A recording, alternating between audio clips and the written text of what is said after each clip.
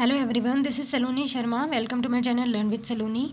तो आज हम नया टॉपिक पढ़ने वाले हैं एग्जैक्ट डिफरेंशियल इक्वेशन एंड उसका सॉल्यूशन क्या होता है और कैसे हम उसको फाइंड करते हैं, उसका वर्किंग रूल भी देखेंगे। तो देखो, सबसे पहले डेफिनेशन देखते हैं हम क्या होती है एग्जैक्ट डिफरेंशियल इक्वेशन। बहुत ही सिंपल है। अगर आपको कोई इक्वेशन भी दी हुई है और आपको फाइंड करना है कि एग्जैक्ट है या नहीं है, तो कैसे पता करेंगे।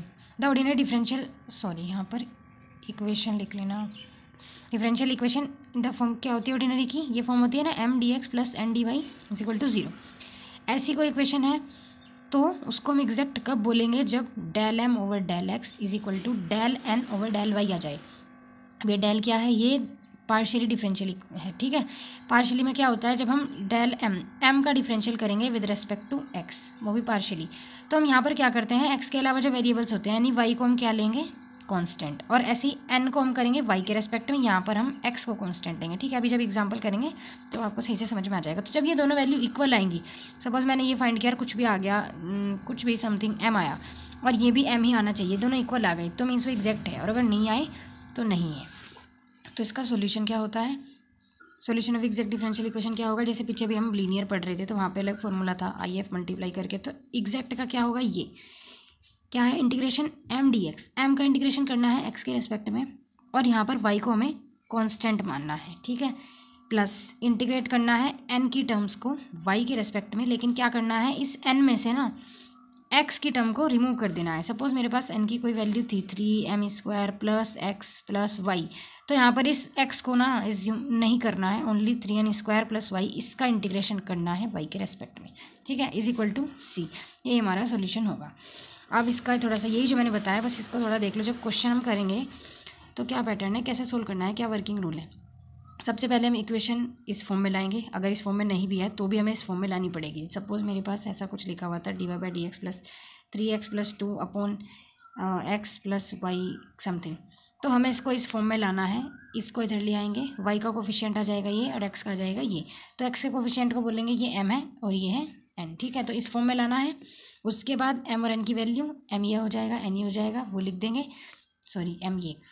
फिर क्या करना है, del M over del Y निकालो, m को पार्शियली डेरिवेट करो y के रेस्पेक्ट में और n को पार्शियली डेरिवेट करो x के रेस्पेक्ट में। m n फाइंड करेंगे, n ये शो करेंगे, हम दोनों को इक्वल टू प्रूफ कर देंगे। इक्वल टू आएगा तभी हम सोल्व कर पाएंगे इससे, अगर इक्वल टू नहीं आया तो वो एग्जैक्ट इक्वेशन है नहीं, तो क्वेश्चन वहीं खत्म, ठीक है।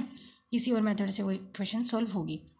एग्जैक्ट को सोल्व करने के लिए इक्वल ये आना चाहिए। तो फिर उसका सोल्यूशन क्या हो जाएगा, फिर यही जो मैंने अभी बताया था, यहाँ पर ये वाली वैल्यूज़ यहाँ पर रख के हम इंटीग्रेट कर देंगे तो वो सोल्व हो जाएगा, सोल्यूशन हमें पता चल जाएगा। तो देखते हैं इससे रिलेटेड, देखो एग्जाम्पल 1, ये क्वेश्चन दिया हुआ है हमें। तो यहाँ पर डी एक्स के क्या कोफिशिएंट है, तो m लिख दो, m की वैल्यू क्या है यहाँ पर ax plus H y plus g. D y के तो n की वैल्यू क्या है, hx plus B Y plus f, ठीक है। अब क्या करना होता था, del M over del y करो। देखो y के रेस्पेक्ट में करना है तो a h और g ये तो कांस्टेंट है ही, x और y वेरिएबल्स हैं। y के रेस्पेक्ट में करना है तो मैंने बताया था x को हम क्या लेंगे, कांस्टेंट, तो x भी कांस्टेंट, a भी, तो ये पूरी टर्म कांस्टेंट, तो इसका डेरिवेशन 0 आ जाएगा, ये मैं नहीं लिख रही हूँ। ये भी कांस्टेंट है, ये भी 0, बचा क्या, ओनली एच वाई के लिए y के रेस्पेक्ट में करना है तो आंसर क्या आ जाएगा, h del N over del X. अब यहाँ पर y कांस्टेंट लेना है तो ये वाली टर्म पूरी खत्म, ये वाली टर्म पूरी खत्म, बचा क्या ये, तो x के रेस्पेक्ट में करेंगे क्या आ जाएगा, एच एक्स का करेंगे तो h आ गया, ठीक है। Hence del f over del y equal to आ चुका है del M over del x के, ठीक है, क्योंकि दोनों वैल्यूज़ h ही आई हैं। So this equation is exact ये है। अब हम सॉल्यूशन फाइंड करेंगे। तो सॉल्यूशन क्या होता है, ये मैंने लिख दिया यहाँ पर। अब m की वैल्यू रख दी है, y यहाँ पर हमें कांस्टेंट लेना है। अब n की टर्म्स लो जिसमें x नहीं हो, n क्या था हमारा hx plus B Y plus F, तो ये वाली जो टर्म है ये नहीं लेनी है, तो हमें क्या लेनी है, ओनली ये बी वाई प्लस एफ, तो ये मैंने यहाँ लिख दिया और इज इक्वल टू सी। अब इसको जो है इंटीग्रेट करो, ax x के रेस्पेक्ट में करना है तो a तो कांस्टेंट है, x का क्या आ जाएगा, x² upon 2 plus H Y को कांस्टेंट रखना है, तो ये दोनों कांस्टेंट हैं, तो कांस्टेंट हम बाहर आ जाती हैं और अंदर फिर क्या 1, तो उसका क्या आ जाएगा x, तो एच वाई एक्स प्लस जी कांस्टेंट है तो क्या आ जाएगा 2gx। आपको इंटीग्रेशन के फॉर्मूले याद होंगे तो बड़ा इजी होगा। सॉरी गलती से लग गया। अब बी वाई के रेस्पेक्ट में, तो बी वाई का क्या आ जाएगा, y² and plus F constant है तो क्या आ जाएगा f y is equal to सी।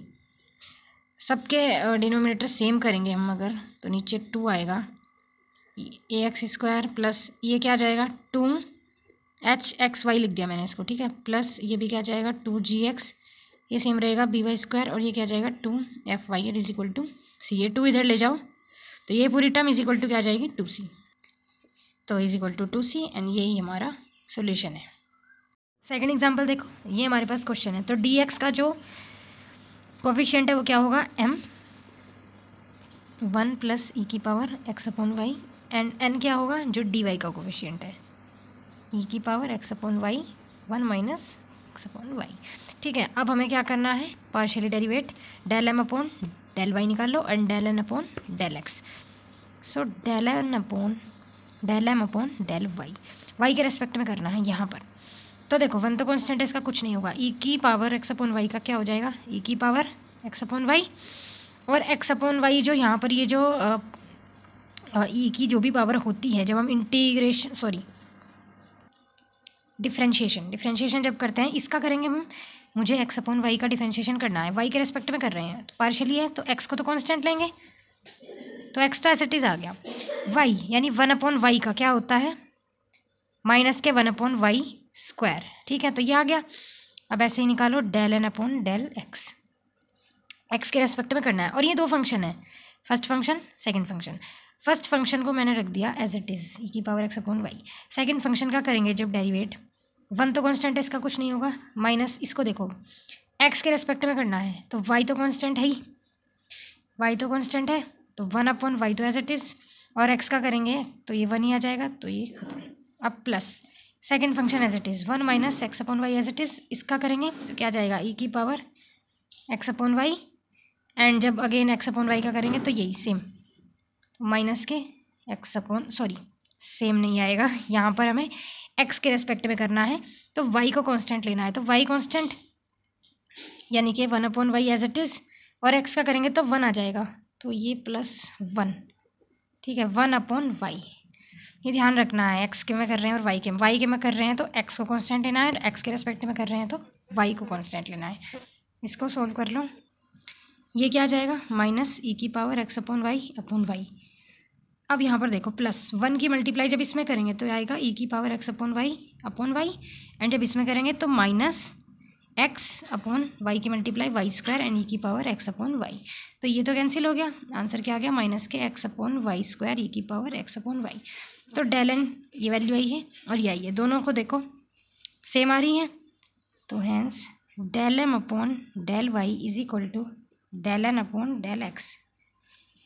तो इसका मतलब क्या हुआ, the given equation is exact. Equation जो है ये एग्जैक्ट है। अब सॉल्यूशन क्या होता है, एम डी एक्स वाई को कांस्टेंट लेना है, एन की टर्म वो लेनी है जिसमें एक्स ना हो, एंड डी वाई के रेस्पेक्ट में N is equal to C.